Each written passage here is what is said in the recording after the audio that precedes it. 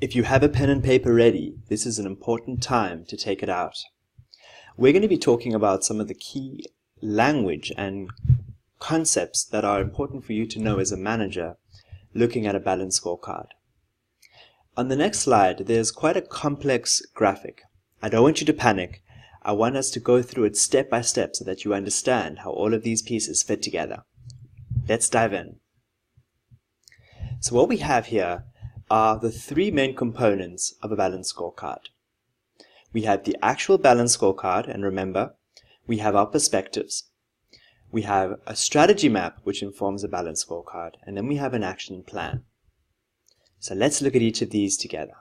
I'm going to start off by just explaining that each of these three components are supported by our perspectives, our finances, our customer perspectives, our internal processes, and our learning and knowledge.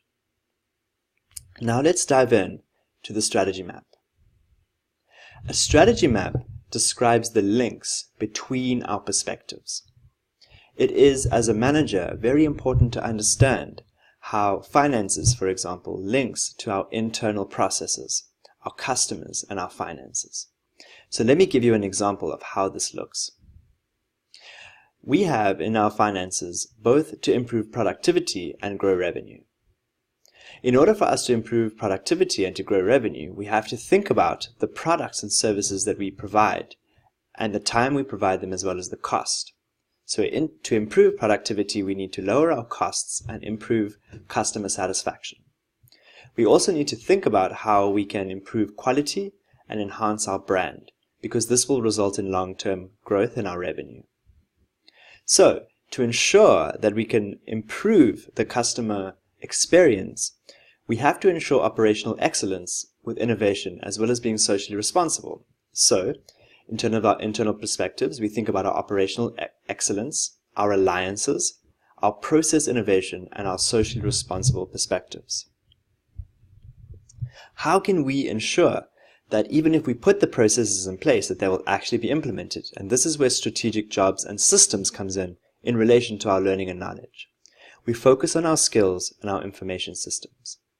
So, in another way for me to explain this, a highly skilled workforce can execute powerful internal processes that are laid out and are efficient.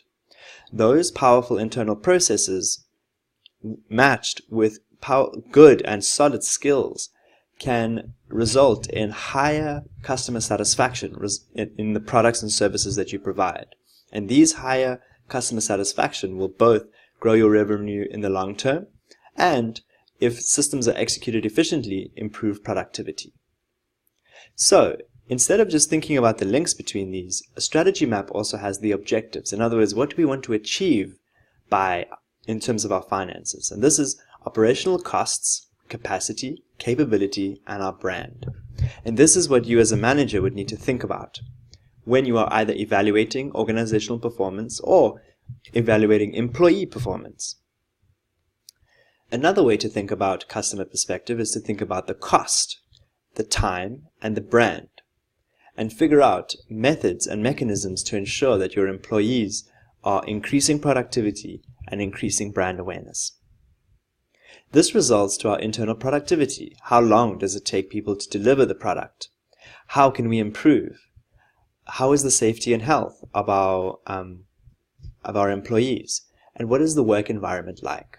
And finally, how can we develop necessary skills and provide information systems to improve the work experience for our employees? This strategy map and these objectives are then mapped onto our balanced scorecard. The balanced scorecard has the measurement. Notice that it comes directly from our objectives, and it has a target. In other words, we would put a number here that says we would like to reduce our cost unit efficiency ratio. For example, instead of producing 10 units for $1 each, we would like to produce 10 units for 50 cents each. And that would increase our efficiency and reduce our costs. Once you have your measurement and targets, you can then develop your action plan. Monthly monitoring, and this is where you as a manager come in. You're thinking about, how can I every day, every week, every month, every quarter, ensure that we are hitting these goals? How am I monitoring, managing, and measuring to improve employee performance? And how is this impacting the budget of the organization and the budget in my department?